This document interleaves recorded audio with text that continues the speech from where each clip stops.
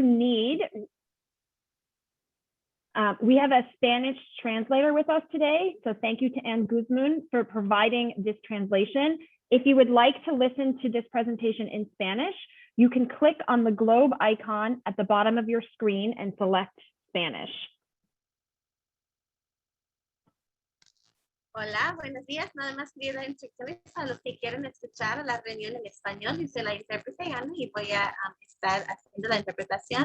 Si lo necesitan, van a hacer clic en el globito que va a estar en la parte posterior de la pantalla y van a elegir español y podrán escucharme en español. Gracias. Great, thank you so much, Anne. And thank you all for being here today. I am Elisa Finston, the Senior Vice President of Community Engagement at the Jewish Federation of Greater Los Angeles. And I'm also a proud commissioner for the City of Los Angeles. And so happy to see you all this morning.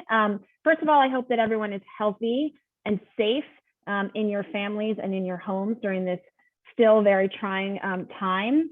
And I'm so happy to see you on this Zoom screen, and I long for the day where we can do this type of program in person.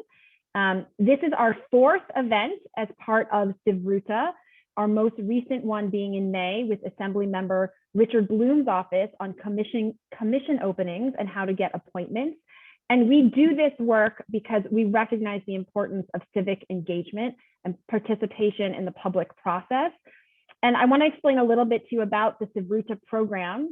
The CIVruta programs convene emerging leaders from across LA for civic learning about how to bring the democratic values of diversity, inclusion, and dignity to service on public boards and commissions. And through these programs, we aim to equip civic volunteers to be in productive public service relationships with people from across the rich diversity of LA's ethnic and religious communities. And this morning, we are thrilled to have Brie Lascota, the incoming executive director of the Martin Marty Center for the Public Understanding of Religion at the University of Chicago, with us, who will speak about increasing government sensitivity to religious and cultural differences on these boards and commissions. And later in our program, we'll also hear from Rafael Gonzalez, the Director of Community Outreach and Engagement for the LA City Council's Redistricting Commission, who will speak about this very timely and important topic of redistricting. And before we jump into the program, I just need to spend a quick minute telling you about what the Federation has been doing lately. You know, we've been very busy providing programs and resources to our entire community, but also those specifically left vulnerable by COVID. And we know that many community members are facing food insecurity and other challenges brought on and exacerbated by this pandemic. And in response, we have an initiative making gift cards available for Jewish young adults between ages 18 and 40 to redeem at grocery stores through a program we call Well Fed. And we've done this program a few times throughout the last year and a half because we know that the community is, there's many individuals in the community in need. And we also continue to offer civic programs like this one this morning. And I invite you, you'll get an invitation next week to attend our virtual Rosh Hashanah program celebrating the Jewish New Year with our elected and civic leaders on Monday, August 30th. So we're going to start in a minute. Please feel free to put questions in the chat and we will get to them after we hear from our speakers. I also want to acknowledge our true partner in this program, Sean Landris, who's on the program with us today. He's the co-founder of Jumpstart Labs, and he is a member and past chair of 2 commissions, the City of Santa Monica Planning Commission and the LA County Quality and Productivity Commission. And he really helped us dream up CIVruta and all of the programs that we have done since. And it's now my pleasure to actually introduce Rabbi Ilana Greenblatt, who works with us at the Jewish Federation, who's the Vice President of the Board of Rabbis of Southern California, which is a membership organization of rabbis across the region. LA is very fortunate to have some incredible rabbis. And we're doing, Rabbi Ilana is going to lead us in a quick tech study, which we do as part of this program. Tech study in the Jewish tradition is called CIVruta. And as you can see, it has some of the similar roots of CIVruta. And Ilana will explain what CIVruta is and why we're going to do that this morning. So Rabbi Ilana, I'll let you take it from here. Thank you so much for that wonderful introduction, and thank you all for being here. This seems to me such a pertinent and perfect moment to have this program for a couple of reasons. The first is that we're just starting off the month of Elul, the month of introspection and reflection that leads up to beginning the new year. And it's a time to really think about how we want to begin this new year and how we want to aim higher in the coming year. So it's a fitting moment. And also this week's Torah portion is Shoftim, which focuses on appointing leaders and judges. And really the themes of the Torah portion are leadership and our need to pursue justice. And so it seemed a very perfect moment to spend this time together. And while the Torah lays out the broad strokes of how to appoint leaders and how to pursue justice, a lot of the details of that are fleshed out in the Mishnah, which is a collection of rabbinic teachings in the 200 CE is when it was compiled. And I wanted to actually share with you a text from the Mishnah, a small passage from the Mishnah. CIVruta, as Elisa mentioned, is the study of text, usually done in pairs, but today we'll do it as a large group. So I'm going to share with you a piece of text, and that text asks a particular question. The question is, why in the Torah, when the first person was created, Adam, when Adam was created in the Torah, why was it just one person that was created at first? God certainly could have created everybody at once, or two people or three people, could have done it different ways. So why was one person created alone first? And there are 4 different answers that are given.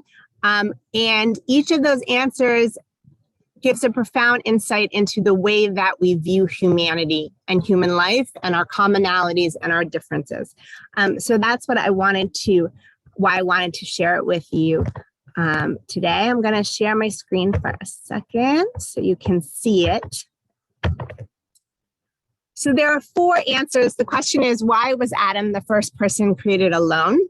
The 4 answers, the first answer given was that to teach you that any person who kills one person, it's as though they killed the whole world. And anyone who saves one person, it's as though they saved the whole world.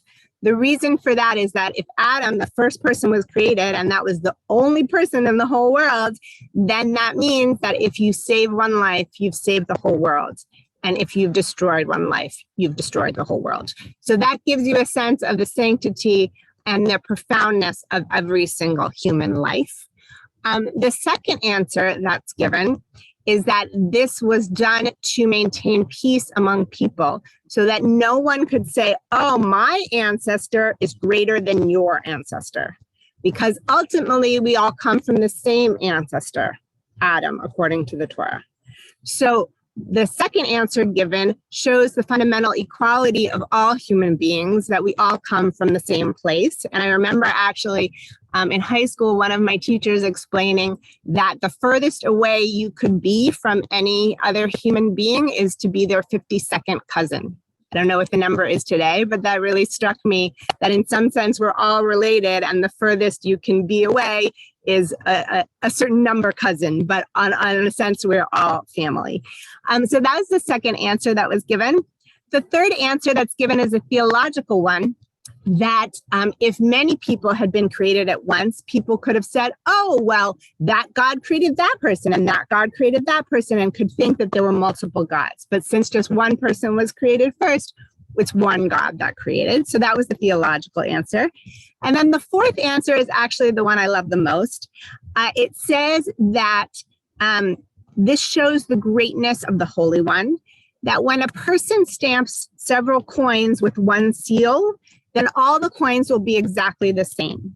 If you make pennies out of a seal, then they'll all look exactly the same. But the Holy One, God, created many people from one person, and yet none of them is the same. Each of us is unique and each of us is special.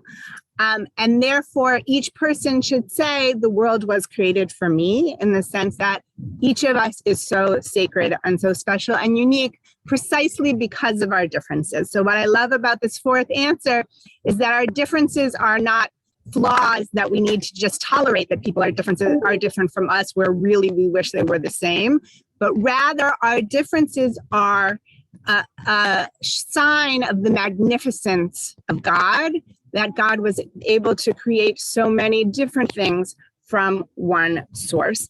And so our differences are to be celebrated and to be cherished, that we are each created in the image of God, each so unique and so special to offer our gifts to the world, and so is everyone else. So this passage that I wanted to share with you shares the underlying sense of how we view human life, our fundamental equality, and yet our fundamental uniqueness, and how we treat ourselves and each other as though we are so sanctified, because indeed we are. And those are the underlying unique ideas that we carry into our work today, and how we want to see our new year, how we want to see our city move forward, is with that sense of the sanctity and dignity of every human life.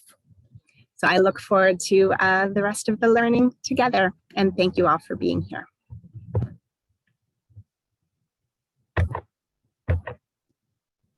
Great. Thank you so much, Rabbi Alana, for those words this morning. So now, again, it's my pleasure to introduce Brie Liskoda. I told you about her incoming role, and you should all know that she, prior to this appointment, was the executive director of the Center of Religion and Civic Culture at the University of Southern California. And I know we're working on getting you the full bio for Brie in the chat, so we will do that shortly. Brie? Thank you. I am delighted to be here. I'm going to ask everybody who's on the call, just in the chat as I transition over to my slide deck, if you would introduce yourself, your name, the organization you represent, your role in the organization, and if you can, one quick sentence about what you're curious about learning about today. And I will share my screen.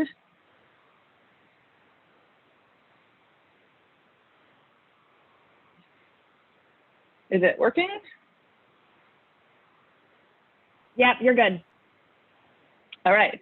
So as you do that, I just like to get a sense of here who is with us today. So thank you, and feel free, go ahead and add your contributions to that as I talk, so we can learn more about each of you. So I'm going to talk to you about what it's like to work with religious communities in the city of Los Angeles. Does anyone know what this picture is of? What's something prominent that you might be able to see in it?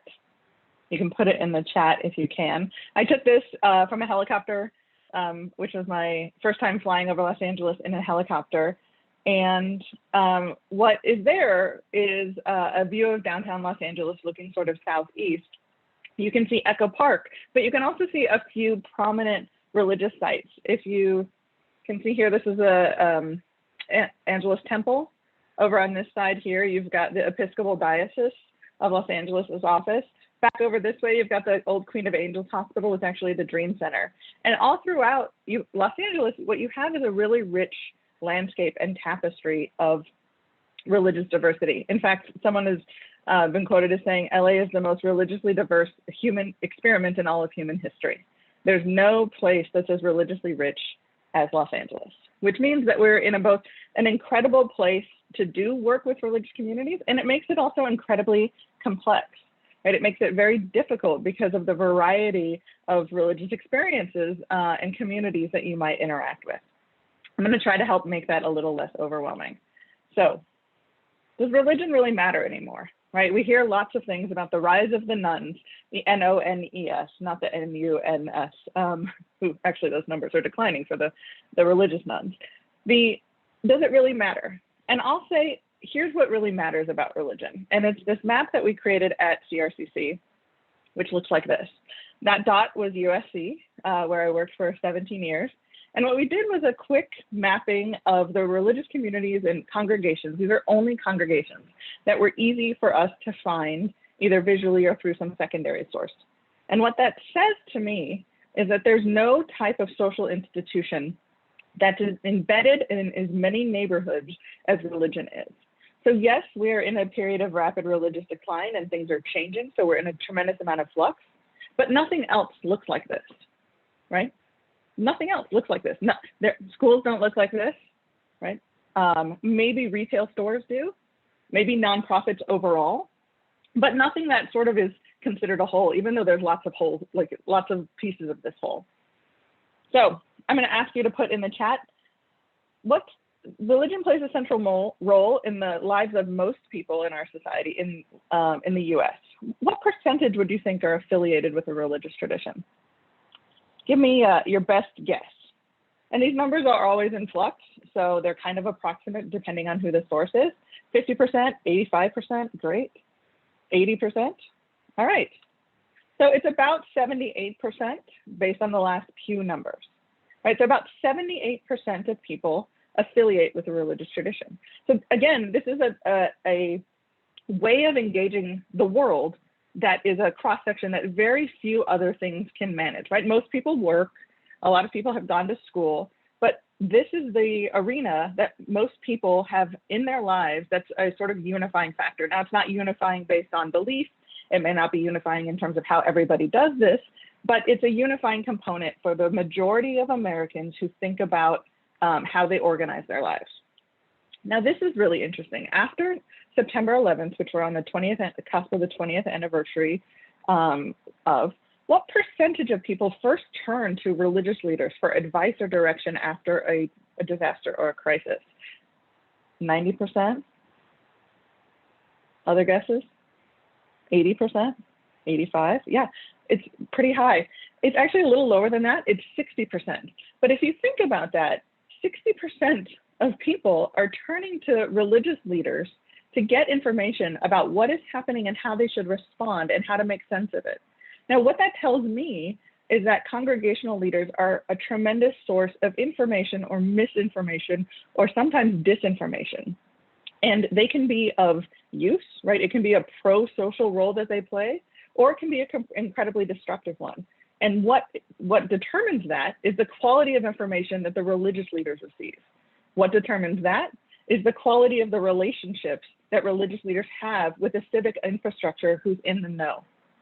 So one of the reasons why I think this information is so important for us to become sensitive to is because of this number. This number tells me that the bonds between our civic infrastructure and our communal infrastructure, our critical social infrastructure, if they aren't strong, if they aren't based on trust and respect, then this number will be the long tail of turbulence that we have to figure out how to manage in the wake of things like disasters.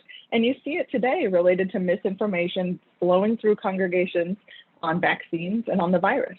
In fact, in California, this was a real issue related to how congregations perceived being categorized as non-essential, right? It created a ripple effect of hurt feelings, of feeling sidelined, that actually ultimately ended in lawsuits. And I'm not going to say I would have handled that differently. I gave advice about how to handle that differently. I'm not interested in the First Amendment implications of it. What I'm interested in is the relational temperature that tells us, which is that how this was handled was not good. And it was not good because there were a lot of assumptions and misunderstandings about how religious communities would perceive their inclusion or exclusion in that category. And as a result, it put people in peril and danger. So doing religious literacy and competency work is not a feel-good nicety. To me, it's an essential component of human security. It is about making sure that every life flourishes, right? To go back to the Torah portion that we just heard, or the Mishnah that we just heard, this is about our understanding of what we value, right? And making sure that everybody is safe, everybody is protected, that the world is created for everyone, and that we can create a space for everyone in the world. So that's why it matters. So how many congregations would you guess there are in the United States? Now, let me tell you, I did this in Northeast China. Their number was about 300. So it's more than that. When I told them, they were blown away. How many congregations do you think there are in the US? 5,000. 100,000, 40,000. 350,000 congregations. Now that doesn't include faith-based nonprofit organizations, which actually probably double that number. To give you a sort of sense of perspective, there are about 115,000 schools, colleges, and universities. So it's 3 times the number just of schools that congregations represent. And if you double that number, right, to include the faith-based organizations or faith community organizations and nonprofits, you get 6 times as many. So I want to tell you about this period that we're in, because we do need to sort of contextualize the fact that there is religious decline and there is religious change. So we're in a period of social, institutional, organizational flux, right? It used to be that in Los Angeles in particular, there were sort of 5 to 7 older guys who were in charge of the kind of moral authority of LA. Now, I'd like you to think about somebody that all of Los Angeles actually likes. Think about a person who all of LA would get behind. Any thoughts? Any idea of who that could be? It used to be Magic Johnson, but some Dodgers fans are less, although I think Magic Johnson's still pretty great. Yeah, Magic Johnson. Could be LeBron James. I'm a Clippers fan, so I guess I should make that as a confession, but I do think LeBron James is pretty great.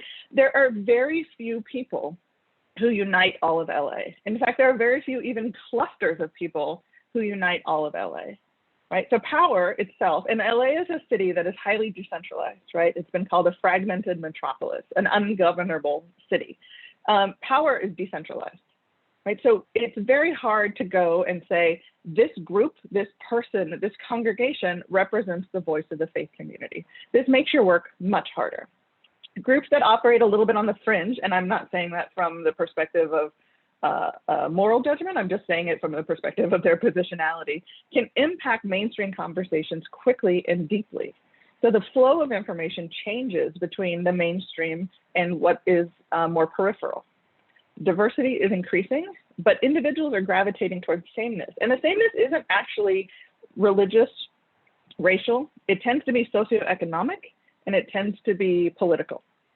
So we're more comfortable with diversity, but less comfortable with diversity of thought or of social location. And community is less institutionalized and more networked, which means it's harder for you as people who are acting in the public square to identify who your partners are.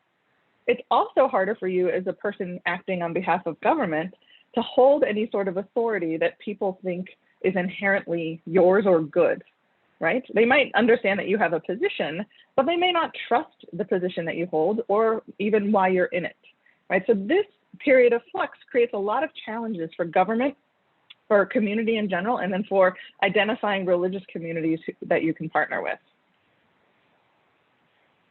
But change is normal. Change is inevitable. My friend and colleague who was at CRCC for a long time said the 7 words of a dead organization are, we've never done it that way before. So if you want to know if an organization is going to survive, ask them about something that they're potentially have to change and see if they respond that way. Organizations that manage change and adapt to it rather than resist it are actually going to be the ones that make impact in the long term. And it's also true for individuals, right? I'm not saying that because culture changes, everyone has to change. But I am saying that you need to recognize the water that you're swimming in. And ultimately, innovation is really just about effective change management.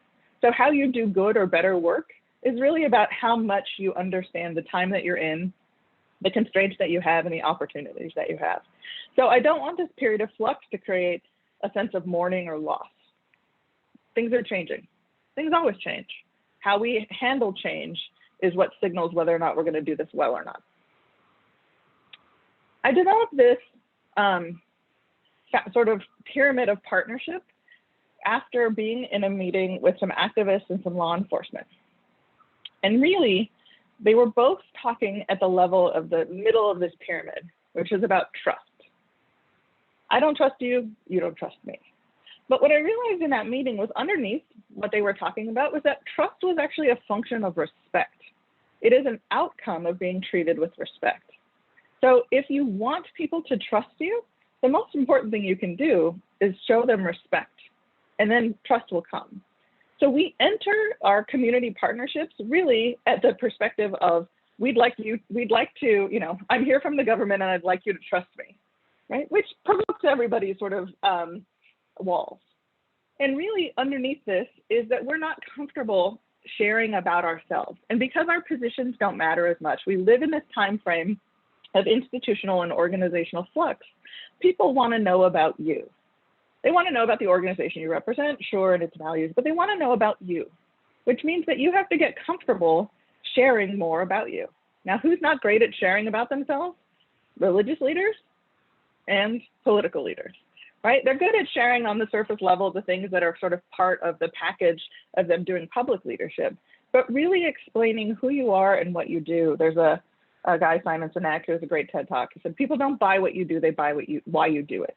And so what really, if you're going to lead in the 21st century, what is important for you is to understand yourself. Why are you doing this? Be willing to share about it, right? Articulate what it is that motivates you, why someone should care, right? Sharing in that knowledge in a reciprocal way between your partners, that is the basis upon which you develop respect. Once you have developed and demonstrated over and over again through your actions, mutual respect, trust will come. And then you can start to talk about partnership. You can start to talk about the shared benefit of working together, the shared responsibility and weight, who can handle what, who will do what, who brings what to the table. And hopefully at the end, and this is really important because it's sort of a cycle, is shared praise. When you win, everybody wins. And making sure to include everybody in the wins is the best way to win again together. So what I would hope that you take from this is the idea that you can't come into a place in any organization or any community and start with the idea that people ought to trust you or will trust you. You have to go deeper. You have to go deeper into yourself, and you have to sort of work this pyramid so that you can do this over and over again. And once you do, it becomes easier, it becomes more second nature. You develop a reputation for this, and that's what precedes you. But every single room that you walk into, whether you're a civic leader or you're a government leader or you're a faith leader, you have to repeat the cycle, right? I spent years running something called the American Muslim Civic Leadership Institute. I'm not Muslim. Every single time we did a new class of fellows, I had to earn my space at the table, even though it was a program that I had created. Why? Because no one knew me in that room that time. And that's the cost of doing business. All right, so I'm going to transition a little bit to the institutions that make up faith communities. When we think of faith communities, we often think of congregations, right? Congregation is the unit of analysis and organization. And that's true, but there's a lot of other things that are there. So there are denominations and judicatories. Those are hierarchical bodies, right? If you are a Lutheran or if you're a Reformed Jew, you will know what this looks like, right? You have an organization of people that tends to be geographic, that's part of a denomination. And they can be hierarchical. The level of authority within each of those hierarchies is very different. So no denomination or judicatory operates the same when it comes to power. There are networks, conferences, and associations. Those tend to be lateral in terms of their relationship to power. There are schools, colleges, and theological institutions, right? In LA County, you've got Footwear Theological Seminary, Hebrew Union College, the American Jewish University, right? Hospitals and clinics, social service organizations, philanthropic organizations and foundations, burial societies and crematories. These are really important when it comes to disaster-related planning, which is some of the work that I've done. Clubs and youth groups, worship and study groups, cultural institutions like the Skirball Cultural Center, and religious media. In fact, the old KDOC station, right? I think the old, what is it called? PBS station is now run by the Church of Scientology as their outreach or their media outreach. And this is how some of those institutions relate to each other. So you might have a congregation. A congregation might have sort of adjacent to it a faith-based nonprofit organization. That congregation may or may not be part of a denomination, and they might also be part of a local community-based network or an association. In terms of your force multipliers, denominations and judicatories can be a way to reach more congregations, but they mostly are a way to get introductions to more congregations. What's interesting is at the bottom of this, this visual, The community-based networks and associations are often places where multiple congregations have pre-existing relationships with each other that are either geographic or based on some sort of mutual theological or social self-interest. And so those can be places that you could go to begin to build relationships with people who already have relationships with each other. And that's a sort of way that you multiply social capital. So in Los Angeles, if you wanted to think about the number of congregations you'd have to reach everybody, it would be an impossible task. But there are other ways that you can do that to make your work more efficient. Now, it doesn't mean that you don't have to develop individual relationships with each of the players. You likely will. And so it takes a lot of discernment to figure out who you should be partnering with and how. But this will give you some kind of at least conceptual categorization of how you can think about them and their interrelationship and where you might be able to find ways to facilitate your work more quickly. I also want to say that as somebody who does work in both the city and the county of Los Angeles, that it's an enormously frustrating thing when political barriers are applied to the ways in which people live, right? Who here lives, learns, works, and worships in the same zip code? Anyone? No. I mean, it's very rare. Sometimes I'll get one or two people on any of these calls that do, which means that when something happens, oh, Mary does?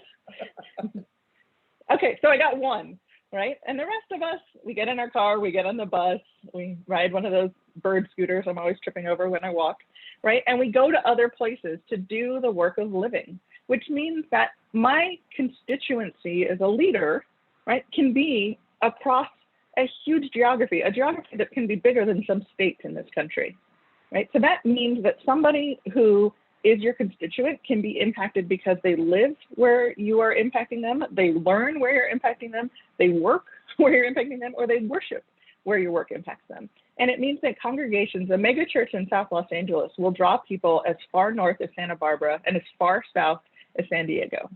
So this is a lens that helps us understand the people that we're dealing with.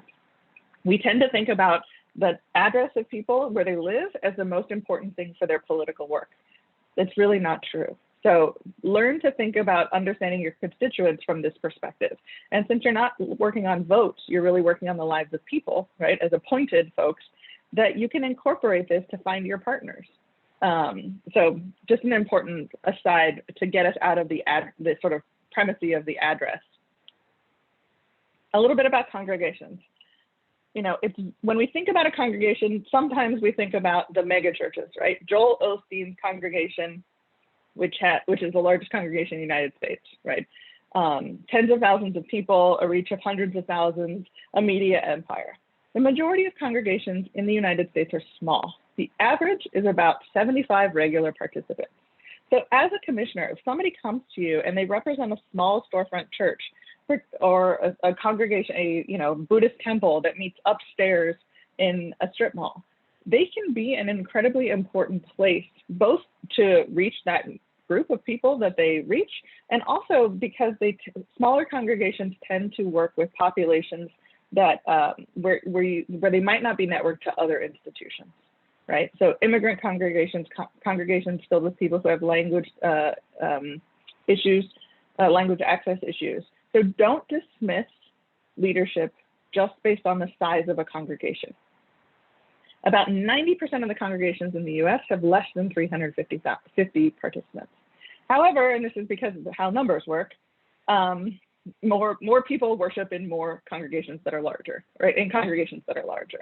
So when Cecil Murray was the head of First AME Church, he had 17,000 members. No, he had 18,000 members, right? So his footprint was enormous. Now that's not the case any longer, but there are a few mega churches that have that. The majority of religious leaders that you will interact with, if they have 100 people or 200 people that they represent, that is significant. That is not something to be dismissed in service of the very few people who run mega churches or mega congregations. So the US is diversifying, right? The second largest religious tradition in each state, these numbers are from 2010. The 2020 numbers came out, but I wasn't fast enough to incorporate them. So check back in the future and you'll see how this changes. The second largest religious tradition in every state is represented on this map. And you'll see that it's roughly connected to sort of immigration patterns. So In the West, you have immigration from Asia, and so the second largest religious tradition in each state is mostly Buddhism. Hinduism, interestingly, in Arizona, I think because of a connection to a national lab. In the South and Midwest, it's Islam. In the Northeast, it's Judaism. In South Carolina, just because of a historical accident, it's the Baha'i community.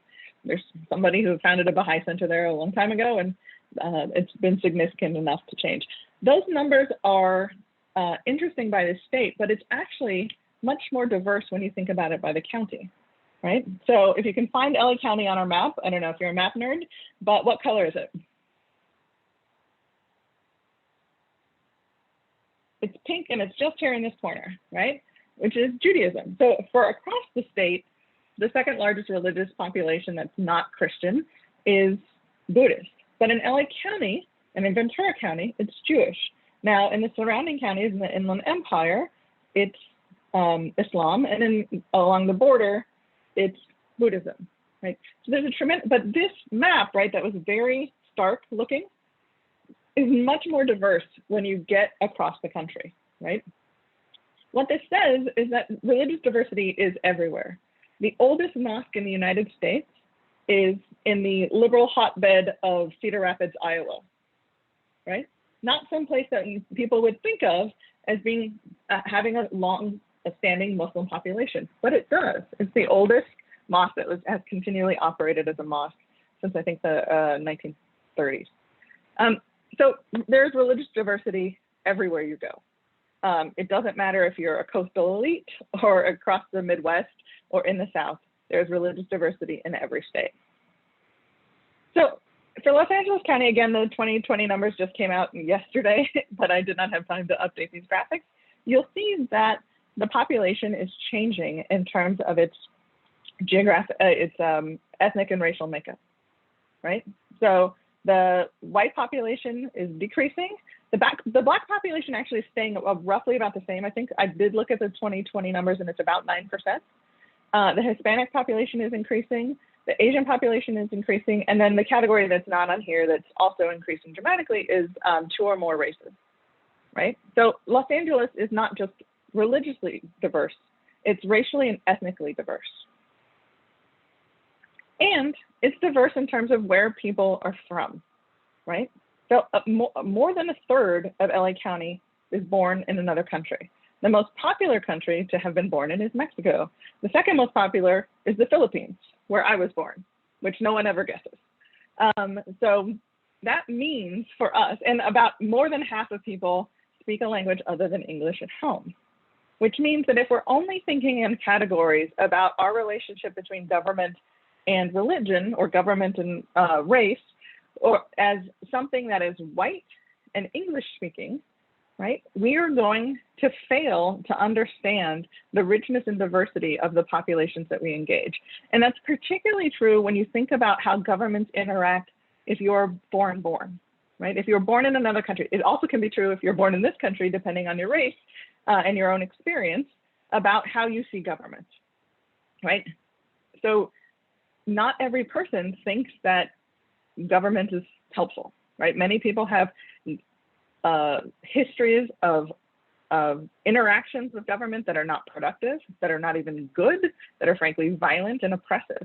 That can be true for people born in the United States. That can be true for people born outside of the United States. It's also true that there's not a lot of civic literacy about what government is and what government isn't. So it tends to be that government is government, one big thing, and your experiences with it are either good, indifferent, or very bad.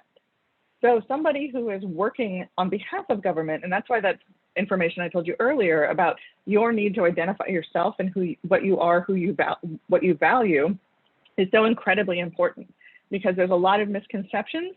There's a lot of deep, really valid history of oppression and problems. And so you are not coming in as an individual actor, deracinated and completely disconnected from these other things. You are coming in embedded in relationships and embedded in histories that you may not even be aware of. So how is LA's religious landscape changing? Well, so we're actually over 10 million right now. About half of us are religious adherents. That's people who go to congregations on a regular basis. There are at least 6,000 congregations in LA. about 8,500 religion-related nonprofits, and about 45 megachurches. And that's changed over time. So why partner with faith communities? Because they can amplify your message, they can amplify the number of people, and because they know their communities, right? No one knows their communities like the people who serve in them. And the negative reasons, why? Because they can be a liability if you don't engage with them. They're not going to stop serving because you have not engaged with them. Their moral mandate is to their people and to their mission. So as a commissioner, as a representative of government, you can either build the relationships necessary to do that, or you can deal with the problems that come from not doing it. That's just what it looks like. So the assets of faith communities, they all have compassion, they all have connection, they all have capacity, all to varying degrees and with varying focuses. And faith communities are what I call part of our critical social infrastructure, the way that we go about the habits of doing our lives, the things that make up in the way that, roads and bridges and water are the infrastructure that support us. We have sort of social infrastructure that supports the workings of a city or a community, and faith communities are part of that. I want to ask you about time. How are we doing?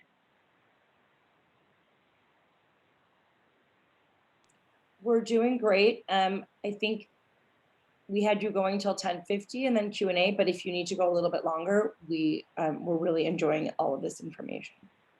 Okay, I'm going to try to breeze through a couple of these things really quickly. I'll also give you a copy of this PowerPoint as a PDF. You're welcome to share it with your organizations and colleagues. I just ask that I don't end up in a conference where somebody's presenting it back to me.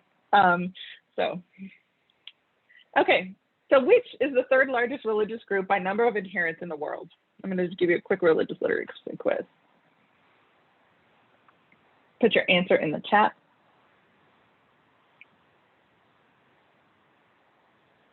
Judaism, Hinduism. So it's actually A, it's no religious affiliation. The largest is Christianity, the second largest is Islam, the third largest is no religious affiliation. Abraham is considered the founder of which religion? Judaism, Christianity, Islam, or all of the above? We've got 1D. D, A, B. So it's D, all of the above. And in fact, if I added Baha'is would also be on there. They're considered the fourth Abrahamic religion. Which one of these is not one of the 10 commandments? Remember the Sabbath and keep it holy. Do not use the name of the Lord in vain. Do unto others as you would have do unto them. Honor thy mother and father.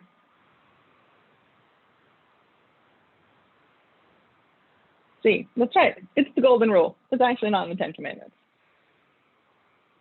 Which famous act did David commit? Killing Goliath with a slingshot, killing Goliath with his bare hands, starting a democracy in ancient Judea, possessing a coat of many colors. C, starting a democracy. What else?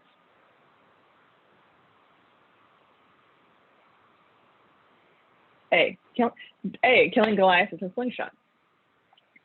How many disciples did Jesus have?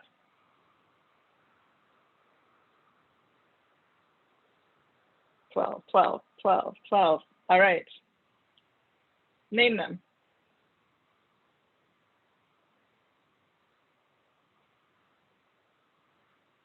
Peter, Paul, Joshua. So this is really, I've done this presentation for many, many years. No one can ever name them, right? I sometimes get Peter, Paul, and Mary. I get the Beatles, right? So this is a mnemonic device if you want to remember this.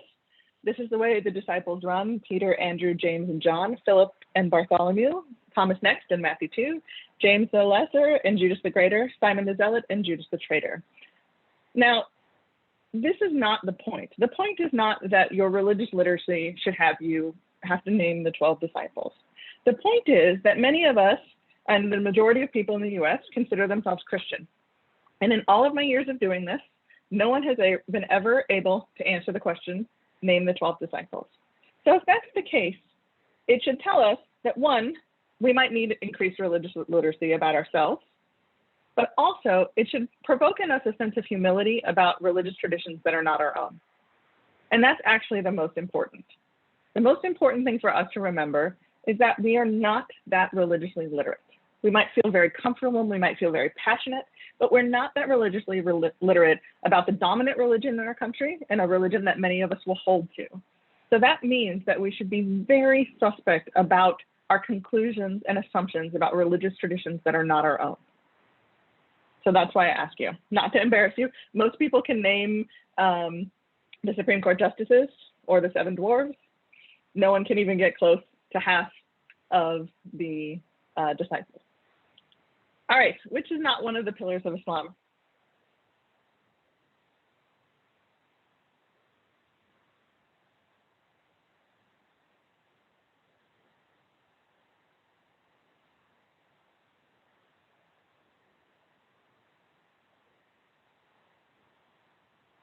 That's right, it's C, marry only another Muslim. In fact, Muslim men are allowed to marry women who are of Jewish or Christian background.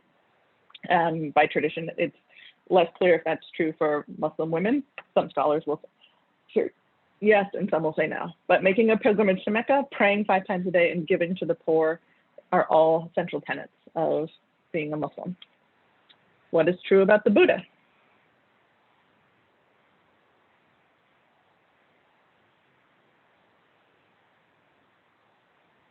We got an A.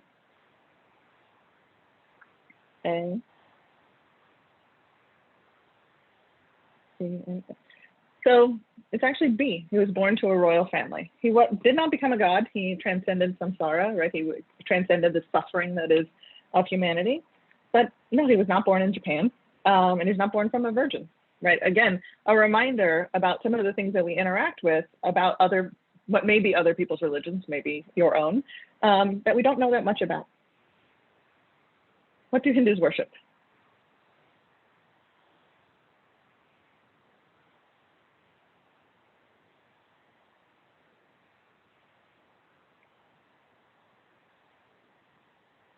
So I got to put several Ds, and it's a good guess, but it's actually C, the god Brahman in all of its manifestations.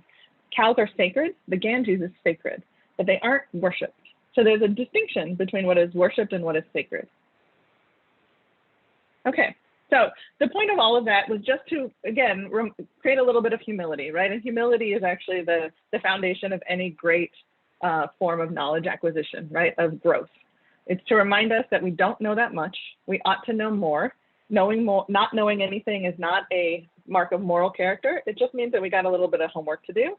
And when we find ourselves embedded in some assumptions about things that we think we know for sure, a little bit of skepticism about our own certainty might be valuable. All right, so in partnering with faith communities, what are some issues? Well, one is about trust, right? Do faith communities trust you or the institution that you represent? Do you trust them? Do they have past bad history? I can't tell you the number of times that I have gone into a congregation to work, and I represented at the time USC, and somebody said, oh, we worked with someone at USC before, someone I had never heard of, someone I didn't know, who did a not very good job, and the people felt slighted or jilted or harmed in some way. So it doesn't matter if it was me. It matters that I represent the institution that did harm, because someone else was sloppy. Past bad experience. Competency. Do you know how to engage with them in ways that make sense to who they are? Capacity. Do they have the capacity to work with you, or are you assuming that they both have the interest and the time and skills and resources available to do so? A lack of clarity. Why are you reaching out? What do you want? What's in it for me? Stressors on leadership. Faith community leaders are often overtaxed, overburdened. Many of them are bivocational. The pandemic has made this a very difficult time for them in the institutions and communities that they serve. And also they tend to have a higher sense of loneliness, right? One of my pastor friends said, you're lucky if you have one friend in ministry, which I thought was a profoundly sad notion, right? So, and then fear. What will you do as a representative of government to me and to the people I care about? So approaches that activate. I'm a big fan of questions. I think an open question is the best way to start anything, right? We tend to ask closed and also leading questions, like, don't you love this? Don't you hate this? Aren't you tired, right?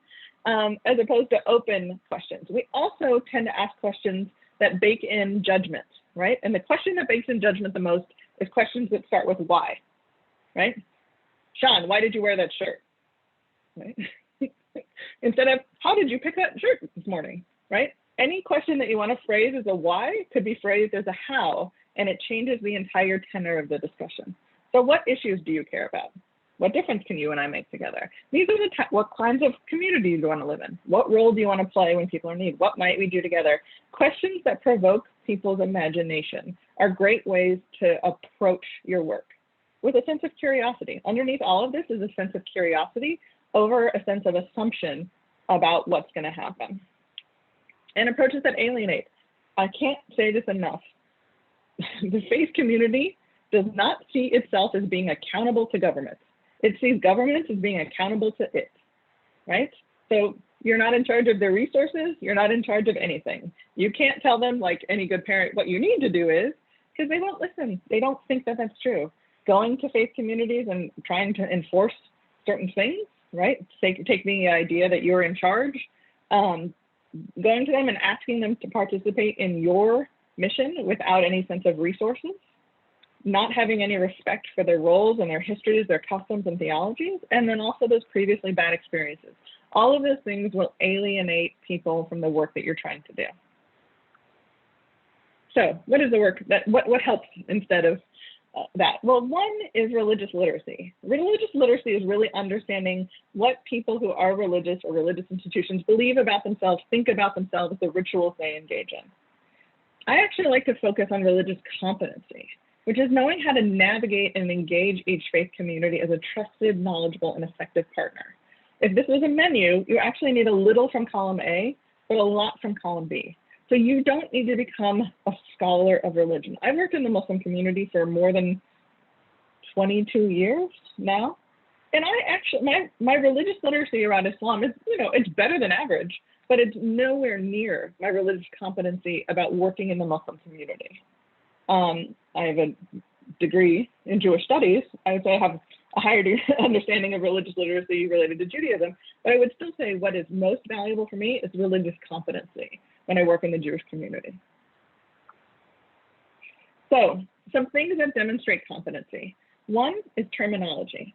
If you use words that are exclusionary, even by just by habit, you're signaling religious incompetency. So I often see from government leaders things like, we're having a church meeting for clergy. I was like, great, who's not going to show up to that?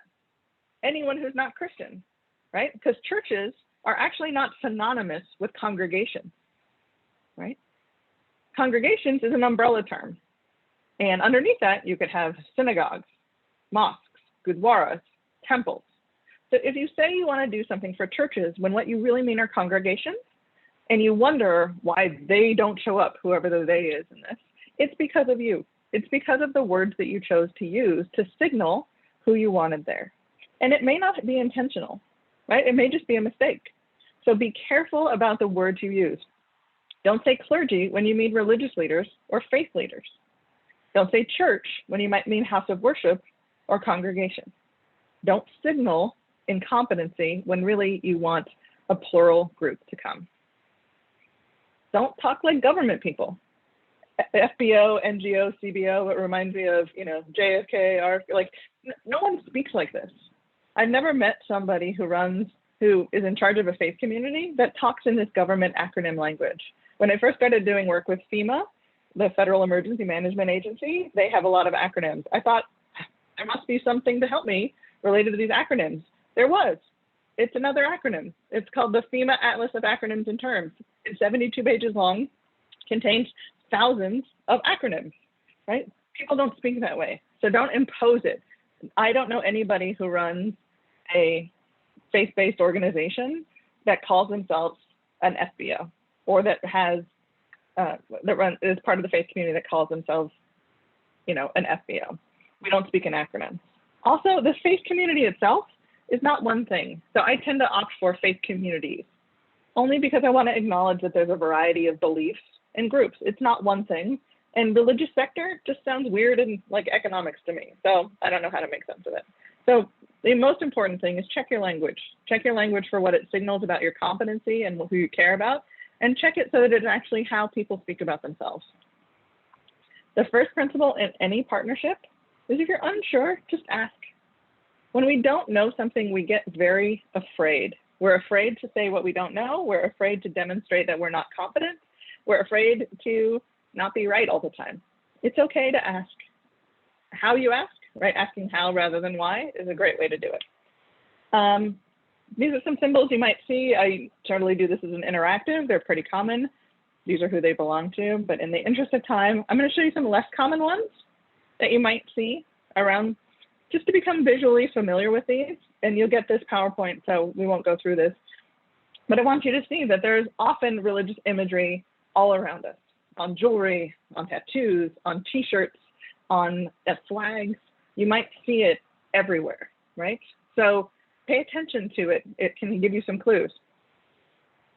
In meetings, there are a lot of times that you will go to a meeting in a religious community and they will emphasize ritual or relationship building, hand washing, having tea, having a blessing, going slowly, right, before you start getting into business. We're a very efficient culture.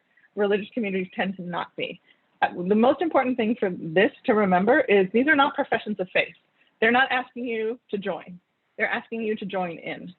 If that's hard for you, right, if it makes you uncomfortable, then this might not be the work that you're called to do, because you need to be able to sit in a group of people, be part of the way that they conduct their business, and be comfortable with it, knowing that this is not a challenge to your own faith or your own tradition. And if that's uncomfortable, that's okay. You're allowed to not feel comfortable with it, but that may be a clue that this is not the work that you're called to do. And one thing that really bothers faith communities is when people from government, especially this is true in law enforcement, they come to make an announcement at the beginning of the meeting and then they bounce, they leave. They don't stay for the whole thing. If you have time constraints, be upfront about it, but try to plan to stay for the whole meeting. Greetings and titles. It is a sign of respect to use someone's title. It is a sign of respect to use their proper title, and it is a sign of respect to go on the formal side of things. So it doesn't matter if Pastor Robin tells you to call me Pastor Robin or call me Robin. In public, in front of Pastor Robin's congregation, you call Pastor Robin Reverend Smith. Reverend Cecil Murray, who was in my office for many years, would say, "Baby, call me Chip." And I would say, "Absolutely, Reverend Murray," because it's a sign of respect. There's no way we can get over it. If you don't know, ask, what should I call you? How should I address you in front of others? Some people will insist on formality, and it'll be a cute little dance that you do to be more formal. Again, these are not professions of faith. Calling someone father is not a joining the Catholic tradition marker. It's you being respectful of the position they hold and a demonstration to their leadership and their community that you get it. Physical interaction, the big thing is don't touch people unless they tell you they want to be touched, right? If everybody abided by that rule, we would be in a very different place. So how do you know what to do and not do? Wait till somebody initiates physical interaction with you. And if you find yourself, which I have done many times, with my hand out and it not be picked up, shake your own hand. Grab your hand, put it over your heart, do a little bow and say, "It's really nice to meet you," right? It's okay. It's not about you. It's not because you're unclean. It's not because you're dirty. It's not because you're from a different tradition. It's because they have a religious tradition that mandates the way that they treat their body that doesn't include touching you. And that's not about you. It's about them. It's not an insult. Just remember, let someone else initiate physical interaction. And if you make a mistake, shake your own hands and you'll be fine. Headwear, footwear, coverings. Sometimes you're going to be asked to take your shoes off. Sometimes you're going to be asked to put something on your head.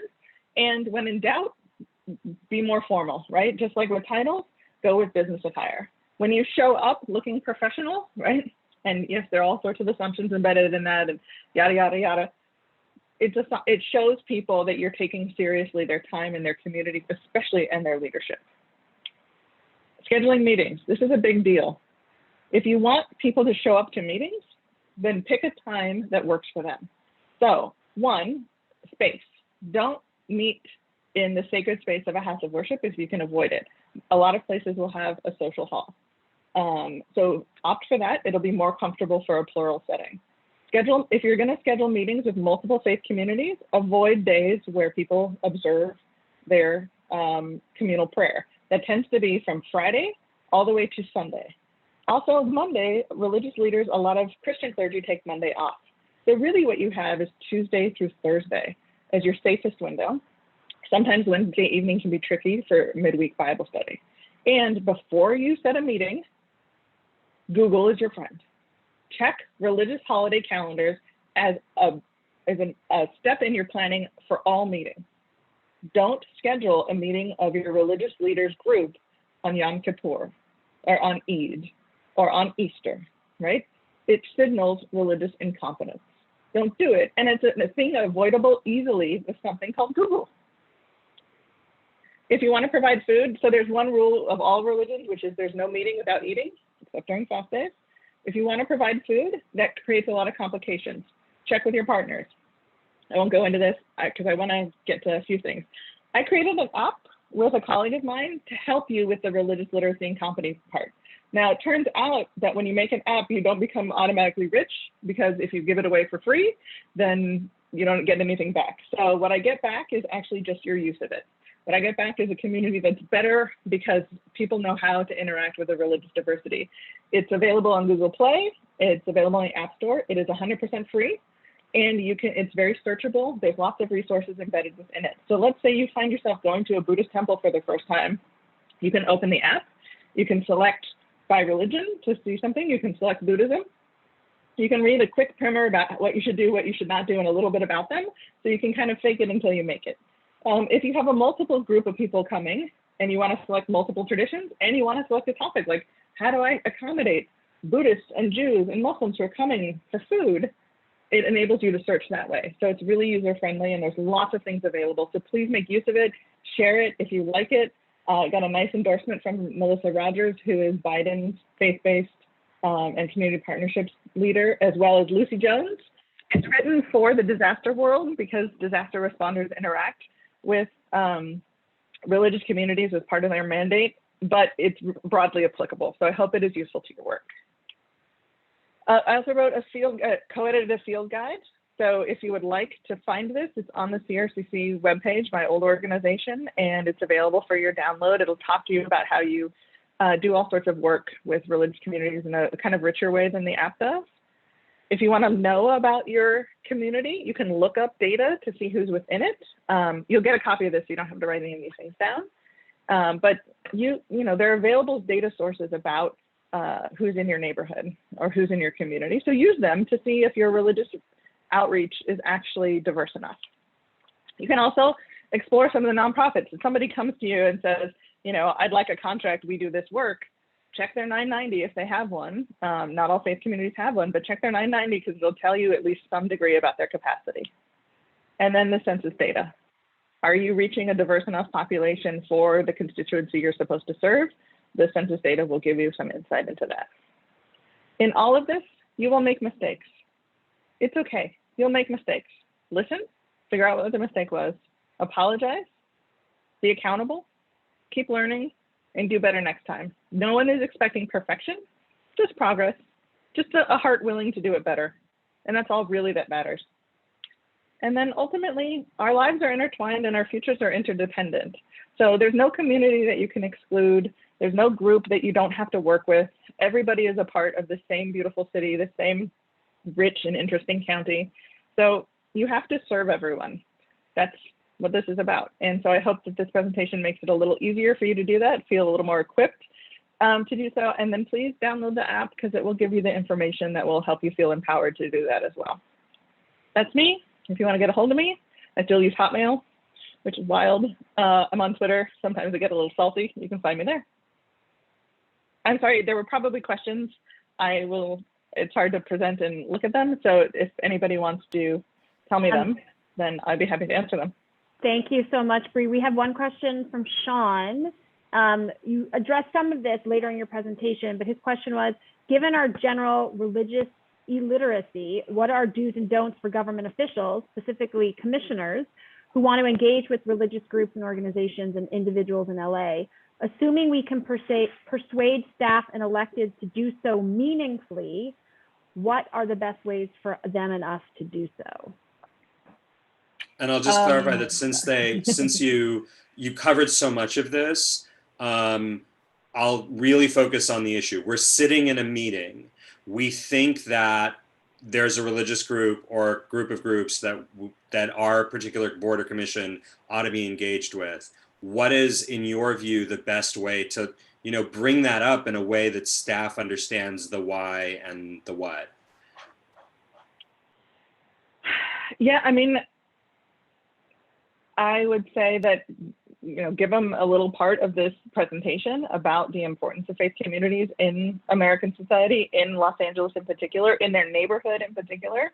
Let them know that faith communities can either be your partners or they can also be a barrier to what you're trying to do. And then also define what an engagement would look like. So we use engagement as a real catch-all term for many things. And sometimes it means partnership, and sometimes it means like mutually working together for some goal, and sometimes it just means outreach, right? Like we just want to say hi and tell. So, and then I would say make it as easy as possible. Many years ago, I was chair of the Solar Cooker Project as part of Jewish World Watch, and I think the brilliance of the Solar Cooker Project was making something as complex as the Darfur genocide really easy to have an impact on. So the best thing that you can do is think about strategically, what is a way that people can understand and do something of real value that is not so complicated. And when I initially started doing this work, I wanted everybody to understand everything that I knew. Turned out that that was mostly like, it was arrogance, right? Like I wanted people to care about what I cared about in the way that I cared about it. What they really needed to do was they needed to understand how it would help them do what they were trying to do. So make the case and make it easy. And that's been my philosophy for a long time. We live in a world where we want everything to be harder and more complex, the barrier to be, the bar to be higher for people to join us. And I think that we would actually have a revolution in the way we interacted if we lowered the bar, not lowered our moral standards, but lowered the bar so we could have more people, we could just have more people on board. So I hope that helps. Do we have any more questions for Bree? Feel free to take yourself off mute and just ask. We're a casual enough group. I think we can do that.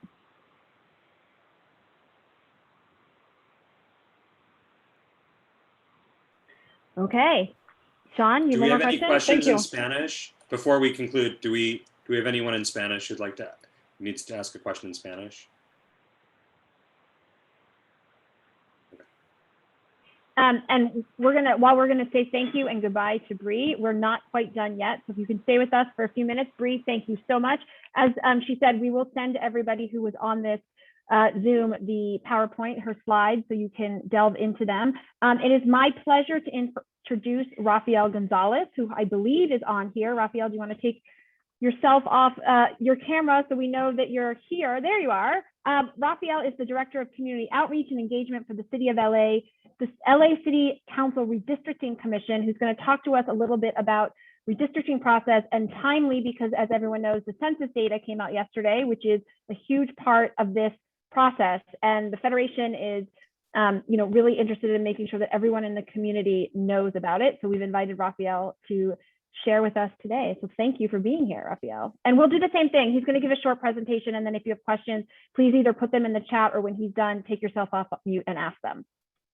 Thank you, Alyssa. I really appreciate the invitation. And wow, how do I follow that? Bree, I mean, it was just such an amazing, very profound presentation. And I consider myself to be fairly competent when it comes to our faith communities, but I've broken quite a few rules, and I've learned quite a bit here, and so I really appreciate what you just shared with us, because in essence, I mean, you're sharing the story of LA. I mean, this is if we don't know others, I truly feel like I don't know myself, and so just really appreciate that. And as I was hearing your presentation and just checking out some of the questions in the chat room, I kept thinking how the role that redistricting plays when it comes to respecting and preserving our communities of faith, right? And in essence, what we're talking about when we talk about redistricting is that we are talking about community building, we are talking about political access, and we are talking about power. And so how does that translate, right, to our faith communities? And I think about, I think about, certain neighborhoods, where you have a trinity or grouping or an interfaith connection, and they don't tend to be in the same districts, right? They're kind of dispersed. And so when I think about their political power and influence, I think about what's going on right now, where you have various communities going to the city, making their case as to why they should be preserved together in a district. And I've heard from a lot of different communities, right? And there are a lot of topical questions. There are issues, with some of, the past redistricting efforts that have left communities like Koreatown dispersed into 4. And it's a community that has been very, very engaged. Even 10 years ago, it was very engaged. And today it continues to be engaged, making the case to be one community, to be in one district, right? And so it's going to be very fascinating. And I've also heard, from the Orthodox Jewish community, when we talk about, the kind of like the central areas, Fairfax, Hancock Park, what are we doing, right, to preserve the integrity and that power and that building that communities of interest have, right? And it pretty much lies on just making sure that the city, because you also talked a lot about access, and having our people in positions of power to bring those stories to the table. A lot of it depends, on, making sure that people know, first of all, that this process is taking place. Secondly, what is redistricting, right? Redistricting is such an abstract. This is not it's not part of our everyday lingo. It comes around every 10 years. Well, it's still part of the civic engagement spectrum, right? When I think about the spectrum, I think about civic engagement. I think about becoming a US citizen, registering to vote, joining an association or a neighborhood council or a club, being active in your community, right? That's all about, that's engagement. The census and redistricting is part of that as well, but it doesn't come around every day. And so, one of the things, that we need to make sure, when we're asking people to show up to these hearings, to talk about their community, share what's unique about your community, well, we got to explain what is redistricting and why does it matter, right? This is a process that pretty much is going to determine what these council district lines, well, at least on the city level, right? Because this is also happening on a state and federal level, but it's going to determine the type of access and power and services that we will be getting from that council district. And so it is very, very critical that we engage in that. And as Bree and Alyssa just mentioned, yesterday the census numbers dropped. And if most of you know, in the city of Los Angeles, population went up 2.8%, right? So what it means is that in the city of LA, 10 years ago, we had 3.7 Angelinos, 3.792 million. We now have 3.898 million Angelinos. So if you were to break that down into 15 districts, right, because that's what this is about as well, 10 years ago, each council district was roughly about 253,000 people. This year, we are close to 260 people, 260,000 people, not 260, 260,000 people are going to be the makeup of the district. And so this commission that we have, the LA City Council Redistricting Commission, is charged with making sure that every council district is shaped around that number, and also respect, the communities of interest that are coming before the city council, that are coming before the city commission at this point. So what influences the drawing of these lines? What influences it is, of course, census data, because it does give us those numbers. The other sources of information, like the American Community Survey, and also the community public testimonies. Those are going to be 3 major factors that are going to contribute to this commission drawing the lines that are going to make up the city council of the next 10 years, right? And so in terms of process, we're right now, we started back on July 7th. We are hosting public hearings through, well, throughout the council districts, but they're all being held virtually. This is actually the first time that, that I've actually had to organize this way, and probably many of us too. I'm used to organizing town halls and community gatherings in person, but everything that we're doing right now is being done virtually. And we've engaged hundreds of Angelinos, folks who are making up, who make up the homeowner associations, neighborhood councils. There are some faith communities that have gone before the council, but not as many as I would like to see. And now that we're getting into areas like the Northeast San Fernando Valley, Koreatown and Pico Union, and the Northeast LA, as well as the East Side and the South Side, we're beginning to hear more from the mom and pop leaders. A couple of nights ago, we held a meeting in Pacoima. And this is a reality, is that many of our communities are challenged by the digital divide. And so the organizers told me it's going to be very near to impossible that these folks are going to be able to contribute virtually. So what they did is that they actually organized and were able to reserve a large room over at the San Fernando Gardens, which is in Pacoima, and they had over 50 individuals there who took a risk, but wanted to convey their feelings, wanted to share their stories about their neighborhoods before the commission, because they're a community that does not want to get split. They want to stay together as one. So they made the case. Of course, I told the organizer, please, just to make sure that folks are taking precaution, and everyone that was there was masked, was socially distanced, had hand sanitizer. We had over 30 people basically testify. And that's the power of being able to go directly to your city commission and make your case as to why your community should be the way it is. I wanted to share just a quick time frame. I think I'm able to share here. Yeah, you should be able to. Okay, great.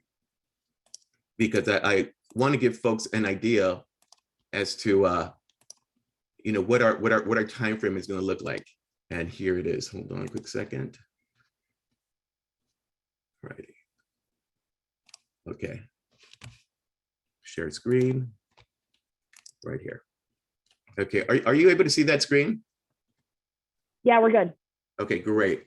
So this is a timeline that helps us see what the process is like, right? Before we get to a place where the mayor and the city council will adopt these new council district lines. So as I shared, right now we're going through a phase of public hearings. These hearings are going to take us all the way to September 11th. They've been held in every council district. All our hearings are done simultaneously or translated simultaneously into Spanish. We have access to 13 other languages as well. And so if somebody required, let's say, Korean or Thai or Russian translation, we are able to make those accommodations. As you know, census data was released yesterday. And so what happens now is that the commission is going to be forming ad hocs to take a look at that information and do the line drawing in September, which is actually going to happen live. This is going to happen virtually. And so people will have an opportunity to see how the testimonies and the data and other sources of data are going to influence this map drawing. And so we actually invite everyone to be a part of that. Once commissioners finalize a draft map, we will have a second phase of hearings. These are going to take place in October. We're going to have 4 regional hearings. And these hearings is basically going to present these draft maps, and it allows the community to react. Right? Is there something there that I like, that I don't like? Did you take my testimonies into account? So all that information is going to allow the commissioners to go back, make adjustment, consider the feedback, and by the end of October, we will finalize these district maps and turn them over to the city council and the mayor. And so throughout the month of November, the city council is going to have their own deliberations. They're going to go through their committees and get to a point where these lines will be approved. There'll be an ordinance. And so all it will require is the mayor and the city councils to sign off on. And so that needs to happen before the end of the year, because come January 1st, 2022, these new lines, these adjusted lines will be the lines the city will abide by for the next 10 years. And so as you can see, this is a very, very, very critical process, which is why, you know, it's so important to have the diversity of voices that we have in our LA community to, you know, to come and testify. And, you know, we understand that not everybody is going to want to be a public speaker on this. You know, we are also taking written testimony. Written testimony is just as important. And so we definitely urge all our allies, all our organizations to be part of this process.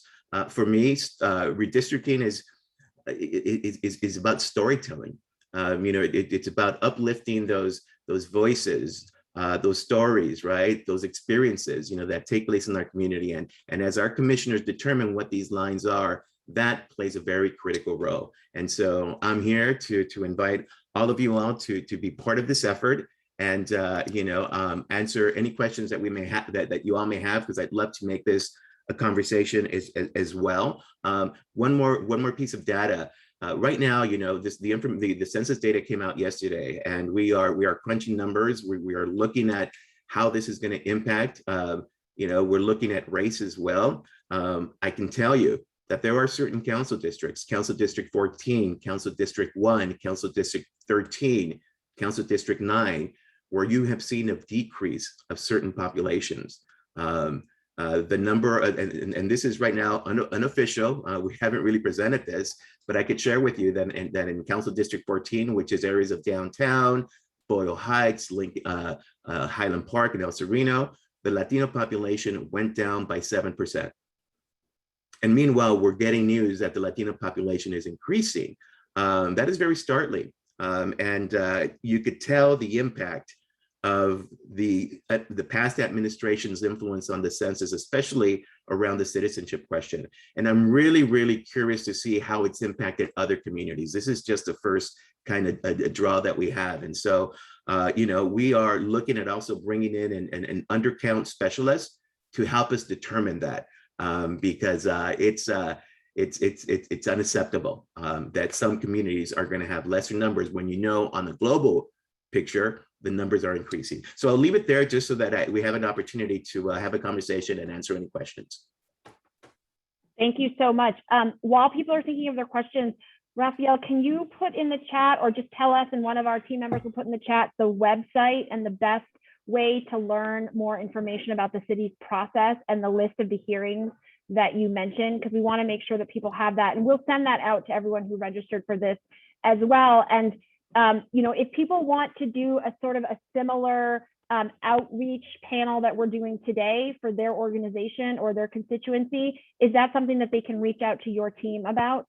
Absolutely. You know, we're more than happy to, you know, share this information, you know, present to your respective congregations, your bases, your membership. We're here to make ourselves available. And are you seeing the screen right now? Yeah, we can see the screen with the different websites and the more, commission email and your email. So thank you. Exactly. So you can contact us there. We do have, you know, 7 more hearings left throughout the city of Los Angeles. Let me just share that if you don't mind. Sure. And can I ask you a question? Because I think this is an important point that you shared with us when we met. Even if you don't live in the district that hearing is being held for. So for example, I live in CD5, but if I missed the CD5 hearing and I wanted to make a comment about it, I can call into any of the remaining hearings. Is that correct? Exactly. So you can definitely participate. Just because we have them in those council districts does not mean that you can't participate. So our next hearing is going to be this Saturday. And that's one of the rules I broke, and I apologize for that. But it's going to be this Saturday at August 14th at 10 a.m. right? And, you know, all you have to do is basically just click onto our Zoom link and you're going to be entered into the hearing. The following one is going to be August 18th, and that's for Council District 15, right? The Harbor area Watts. We are going to have 2 citywide hearings. One is going to be on the Spanish one is going to be Wednesday, August 25th, and that's going to be at 6 p.m. And then the last one is going to be on September 11th at 10 a.m. There's a question in the chat, which I think is an important question. Is there a ranked weighted metric system by which the decisions around redistricting are made? You're obviously hearing from so many different communities and so many people representing institutions and communities. How are the decisions made? Are they weighted at all? Okay, let me. Okay, are we talking about the city or are we talking about the county? Adina, I'm going to ask you to come up. I think you're Hi, talking about Adina. the city, right? City, she said city. Well, the metric that we're looking at is the actual population, right? So somehow, somewhere, and the undercount is actually going to make this very interesting because there could be some districts, that can have more than the that the 259,000 folks that we need to make sure represent each of the council districts, right? So that becomes the metric, 259 in each of the 15. Knowing that there is, and so that will help determine how the districts are drawn, right? And in the past, and one of the things that we're very cognizant about, and we don't want to contribute to, is the gerrymandering of districts, meaning some districts not being sort of blocked, but kind of having like these funny shapes and kind of going into areas. Some people will consider CD4, which is areas such as Silver Lake, Los Feliz, and that's connected up the Cahuenga Pass and goes into Toluca Lake. Some people would consider, these are, I know some of the Valley folks, that are very concerned, that there's not really much affinity with communities that are south of Mulholland, and that's another of the topical questions that this commission is also going to be dealing with. So to answer your question, Adina, the main metric is this 259, also complemented with the stories that we're going to be hearing and other data sources like the American Community Survey, and also incarceration rates, which we are getting from the state of California.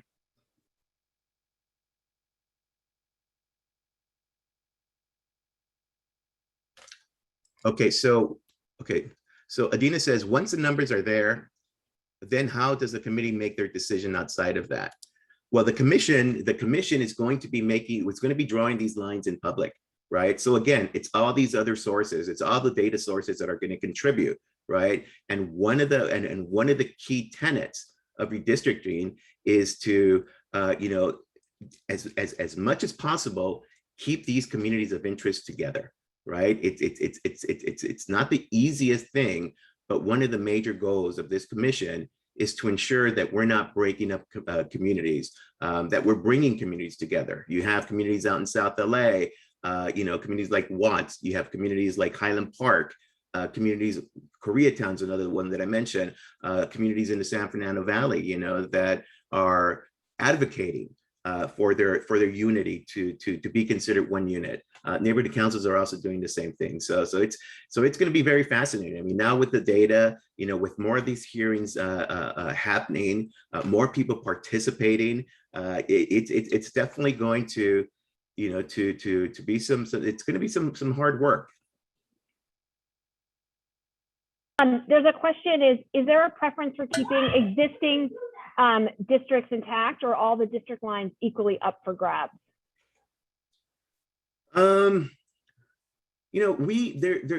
are a lot of folks, who are pretty much happy with the way their districts currently are. They're contiguous. They they incorporate the communities, that they have an affinity for. And if that works, that works. The thing about redistricting is, as you start playing around with the lines and the draw and the numbers, it automatically has an impact, on these other districts. So somehow there's going to have to be a balance of that, to make sure, that, those districts, that are working well, remain sort of the same. But, I wouldn't say that they're all up for grabs, but, there definitely is, because of the line drawing aspect, because of the domino effect that happens here, that there could be, some changes there. Great, thank you. Any other questions? Also, feel free to take yourself off mute and ask Raphael, while we have him here, if you have any other questions. I just wanted to ask Raphael to expand on the comment about the missing data, because I read in the story that not only is there are there missing responses, but the questionnaires themselves are incomplete, and that there's now going to be this imputation process where somebody basically statistically fills in questionnaires based on what they think the answers should be statistically. So I'm wondering how that is going to impact the work that you're doing, and who is actually filling in those blanks. Is it people who say no LA, very well, or is it some sort of national metric that then just gets dumped into the entire census? You're talking about the community of interest forums? I'm talking about the questionnaires themselves, because it's not just that they're coming back. It's not just that the response rates were lower. It's that people would fill in, they'd circle one box and then they'd send it in. So they weren't just skipping the citizenship question. They were skipping, half the questionnaire. Yeah, well, that's what we're going to be finding out in the next couple of days, as we look at that data. And next week, on the 18th of August, we're going to, the 19th of August, we have a commission meeting where our demographer is going to present before the commission and the public their analysis, right? The comparisons as well, comparing numbers from 2010 to 2020. So yeah, we're going to know a lot more. And actually this afternoon, we're going to meet to talk about, well, what are going to be the elements of that presentation, because the media is also very interested, right? They're especially interested on the issue of race. Yeah. I see another question regarding thank you, Sean. Elections coming up in 2022. How do you make sure no bias comes in due to candidate? Well, the commission is responsible for creating a map that we consider the people's map, right? It's a map that's going to be made up or influenced by and informed by the census data, other data sources that are out there, and the people's testimony, right? So we're going to basically create a map based on those data points. We're going to submit it to the city council. At the end of the day, the city council is going to do what the city council is going to do, right? In regards to then, sort of finalizing, because for all we know, maybe they love the map and they're saying, hey, you know what, let's go with it. Maybe they won't. Maybe they'll see, hey, you know what, well, this kind of takes away from, from my base over here. Some other folks may see, oh my God, you know what, I'm no longer in that district, right? And so somehow the city council is going to have to, to grapple, with those issues, right? That's where it does get political. And that's where you also get some of the cynicism that comes from our community, right? The trust in government that was talked about earlier on. And so, we continue to encourage the community to be part of those conversations in November and December, because this commission, the LA City Council Redistricting Commission, our charge is over at the end of October. At the end of October, there will be no more commission, right? Because it goes now over to the city. The city council is going to have to grapple and, just basically agree upon a map that the majority is going to be happy with. Great, thank you. Any other questions before we close for the morning and extend our thanks to both Bree and Raphael?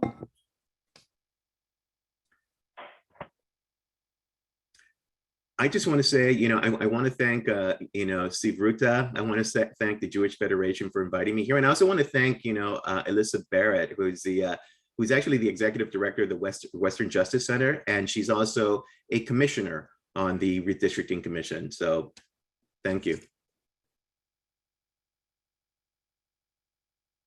Great. Well, thanks everyone for spending a Friday morning with us. We wish you health and happiness and a good remaining of the summer and in a transition to school if you have children going back to school shortly. And we hope to see you at our future events and obviously at redistricting hearings and more to follow. So thanks everyone for being with us, and we'll see you again soon. All right. Thank you, Alyssa, Bree, Raphael. Take care. Thank you. All right. Bye-bye.